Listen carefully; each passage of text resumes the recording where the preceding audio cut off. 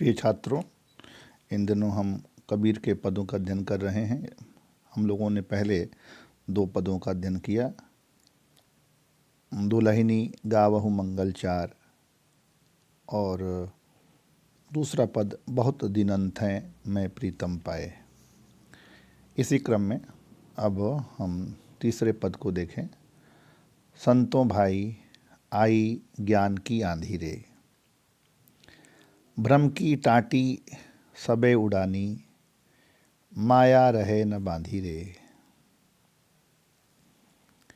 हिति चित की द्वैथुनी गिरानी, मोह बलिंडा टूटा।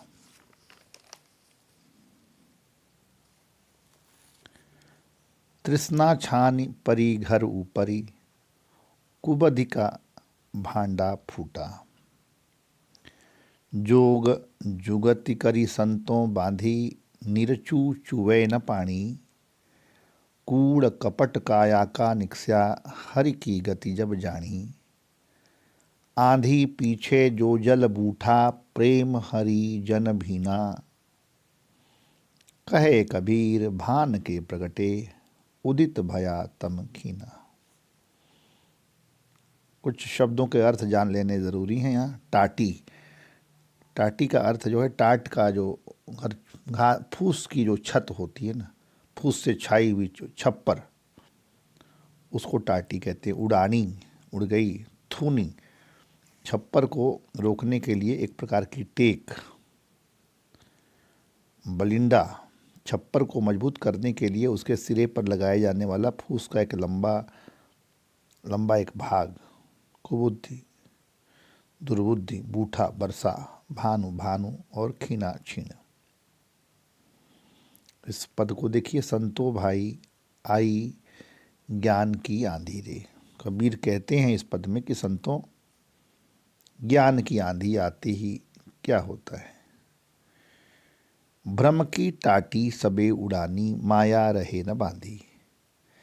ज्ञान की आंधी क्या हो गई कि भ्रम की जो टाटी है, भ्रम का जो छप्पर है, माया बंधनों से बंधी हुई भ्रम की जो टाटी है, जो छपरिया है, वो नष्ट होकर उड़ानी, उड़ गई। ज्ञान आंधी आते ही कबीर कहते हैं क्या हुआ कि हित चित की द्वैथुनी गिरानी। तो आंधी आते ही जो स्वार्थ जनित प्रेम, द्वैत जनित भावना की जो थूनियाँ थीं, 2 की जो थूनी थी वो गिर गई और मोह का बलिंडा टूट गया। मोह बलिंडा टूटा। इस प्रकार तृष्णा छान परी घर ऊपर, घर संसार से अलग जा पड़ी तथा कुबुद्धि का भेद खुल गया कि वह किस गलत मार्ग पर थी। जोग जुगुत करी संतों बांधी। हे संतों, जीवात्मा ने यह छप्पर बड़े यत्न पूर्वक बांधा था। जोग जुगुत करी संतों बांधी, निरचू चुवे न पानी, जिससे ज्ञान की एक बूंद भी इसमें न पड़ सके। किंतु इस ज्ञान रूपी आंधी ने इसे उड़ाकर शरीर के पाप रूपी कूड़े को बाहर निकाल दिया। कूड़ कपट काया का निक्स्या, हरि की गति जब जानी। इस आंधी के पश्चात तब प्रभु भक्ति के जिस जल की वर्षा हुई, आंधी पीछे जो जल बूठा मैंने बरसा, प्रेम हरिजन भीना, उसमें प्रभु के जो भक्त हैं, जो प्रेमी हैं, वो भीग गए इस बारिश में। कहे कबीर भान के प्रगटे, कहे कबीर भान के प्रगटे, उदित भया तम खीना।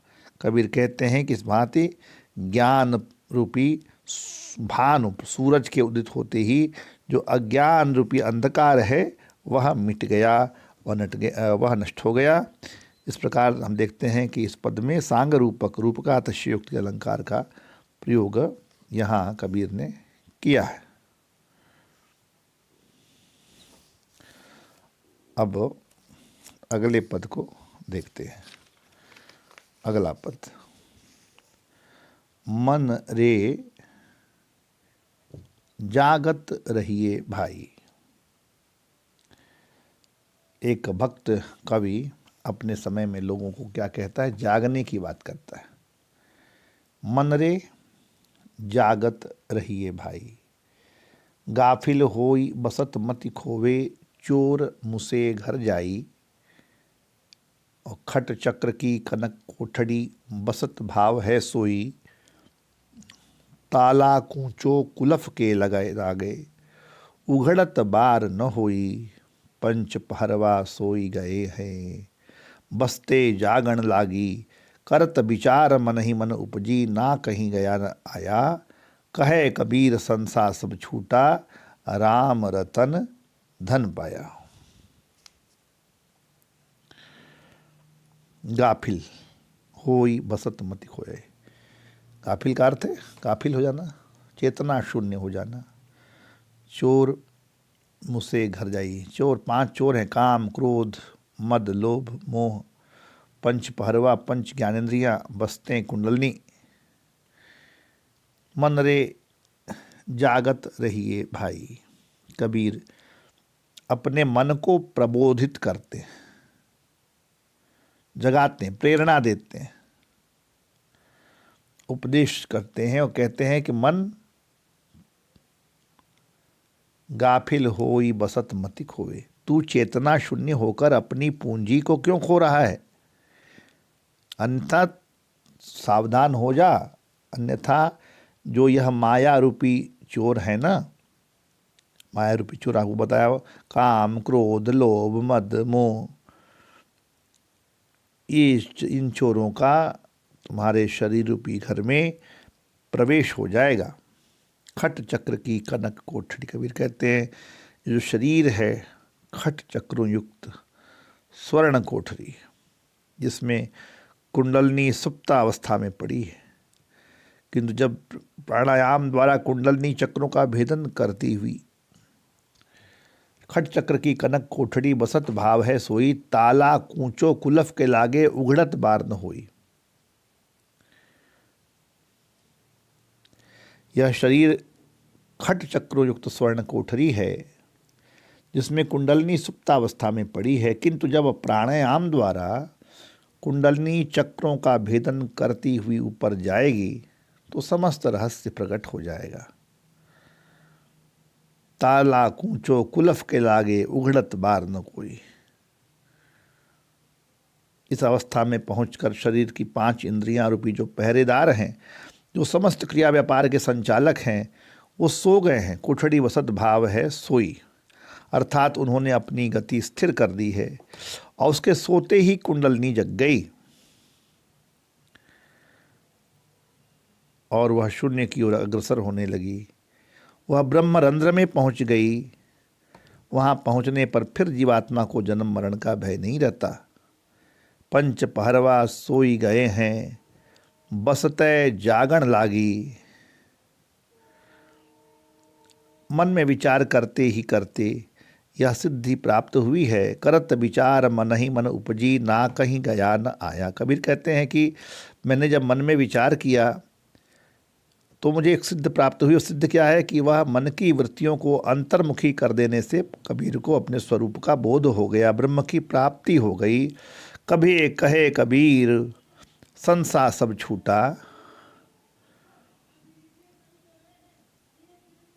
राम रतन धन पाया।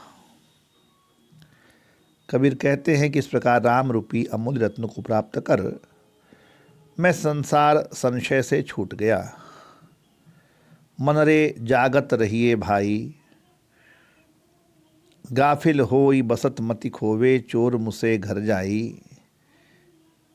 इसमें जिस प्रकार से कबीर ने ये उद्बोधन किया है जीवात्मा का, वह महत्वपूर्ण है। संतों ने यह कार्य बड़े पैमाने पर किया कि उस समय की जो सामाजिक स्थिति थी और जनता जिस तरह से बदहाल थी, ऐसी अवस्था में अपनी सोई हुई अपनी मूर्छितावस्था को तोड़कर नए सिरे से जागरण का कार्य, चाहे वह भारतीय चिंतना के संदर्भ में हो, दर्शन के संदर्भ में हो, अपनी मानसिक दृष्टि के संदर्भ में हो, या अपनी आत्यंतिक साधना के संदर्भ में हो, कबीर ने एक महत्वपूर्ण कार्य किया, संतों ने कार्य किया और उन सभी संतों में ने एक भारत में एक जन जागरण का कार्य उस रूप में किया। यह मन रे जागत रहिए भाई, यह पद इसका सूचक है। धन्यवाद।